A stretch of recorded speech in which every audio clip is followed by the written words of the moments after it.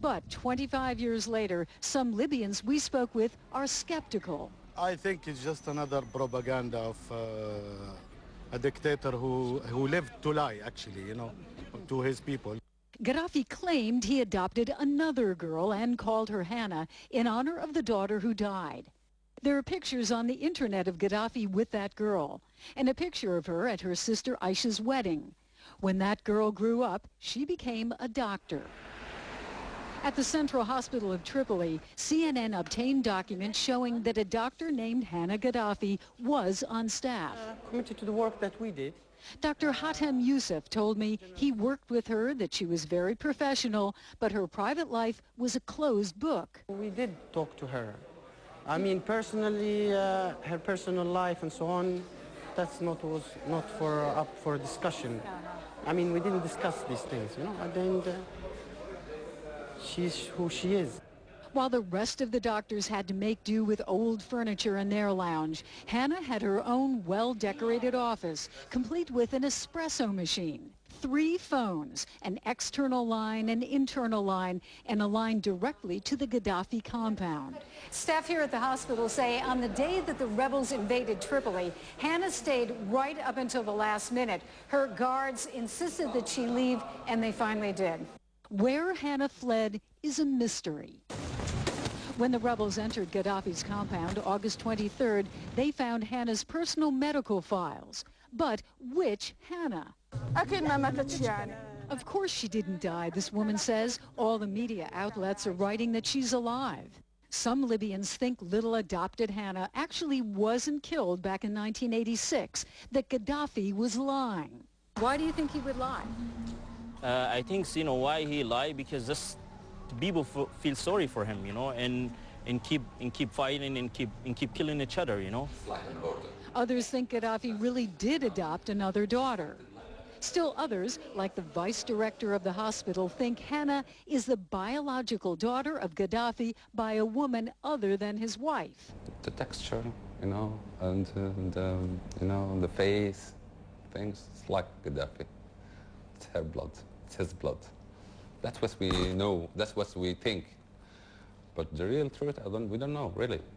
And neither, it seems, does anyone else in Libya know for sure. Jill Doherty, CNN, Tripoli.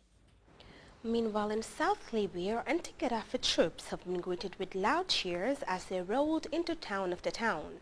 Although they are meeting little resistance there, it is a very different scene in other parts of the country. The former rebels are trying to regroup and push back into Muammar Gaddafi's stronghold of Sirte, but they say 20 of their fighters were killed on Sunday. Meanwhile, the battle for Sirte took a dangerous turn for some journalists. CNN's Phil Black and his team were with the rebels when their convoy came under fire. This report contains scenes you may find distressing. Viewer discretion is required. Revolutionary fighters advancing through Sirte. A commander sees movement in the distance. He calls for one gunman to fire. The rest of the unit joins in, shooting wildly.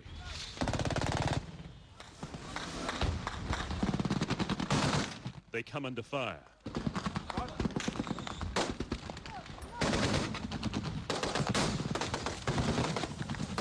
An ambulance is hit by a rocket-propelled grenade. They and we are caught in the open.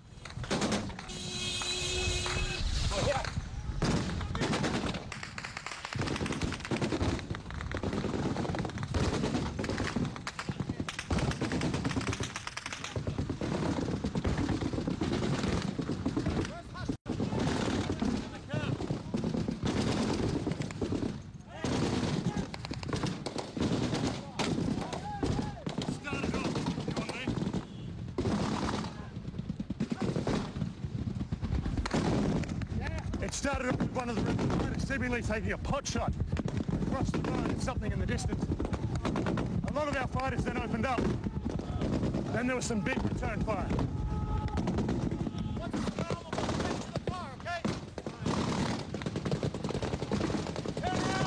CNN producer Ian Lee was hit.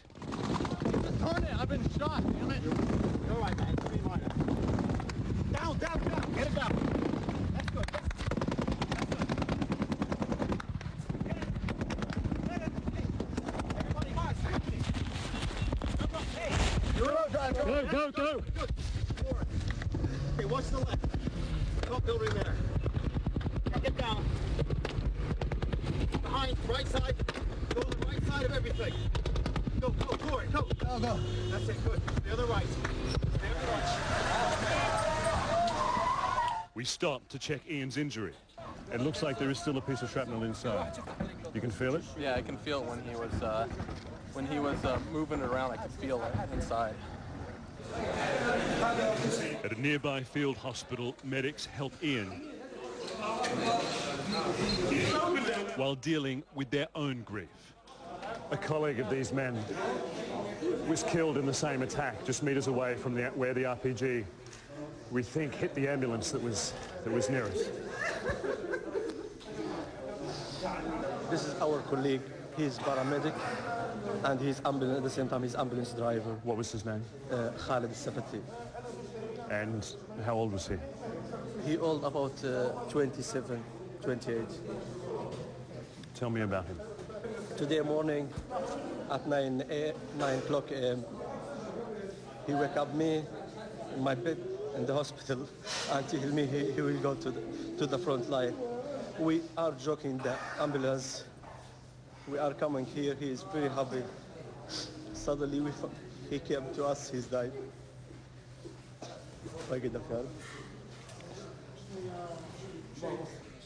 This medic was there too. He saw his friend die, but he must keep working. Casualties keep coming. On this day alone, more than 20 revolutionary fighters are killed in the chaotic battle for Sirte. Over to sports now. After vowing to address the Gambia's recent slump in its wrestling fortunes, the vice president of the Gambia Wrestling Association has been touring local gymnasiums and fitness centers to popularize the injection of mixed wrestling and boxing the association is promoting in the country.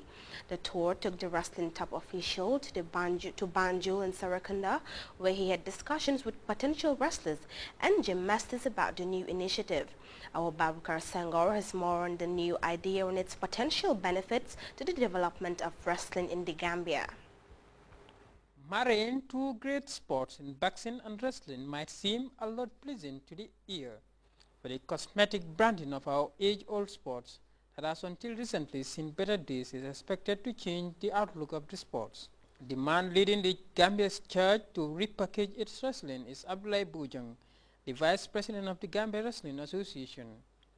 With Senegal enjoying the fruits of these highly charged sports with its many benefits, Bojang is looking at the prospect of feeding on the many advantages of the Gambia's transition from the simple freestyle wrestling to the more fist-firing wrestling. The main objective behind this thing is we just want to develop, wrestling in Gambia. And the way to develop it is we have wrestlers who know how to do it. Okay, but the strength, and the power, and the body, that's what is lacking. And definitely in as much we want to entertain the country, we need people also who we can show out, who people can see and they say, yeah, this man is there, So this is why, we want to cope in the gyms, so that also, they can also develop themselves. The planned roadmap to revitalize the sports is simple. A visit to local gymnasiums, hotbeds for the production of the type of athlete ideal for the new wrestling style. Is one of the many schemes to be undertaken. But is that enough for the Wrestling Association to roll out such an ambitious scheme for a country that is starving to have a new sporting icon? Anything you are starting, it might be difficult because, inside them, they don't know how to wrestle, but it's only, what we need to put in them is the little technique, how to put somebody down, but, we have people who do boxing, who can train them on that, and also we have people also who can also, train them how to wrestle. So that is just like a soft touch, so that one is not going to be a problem, definitely.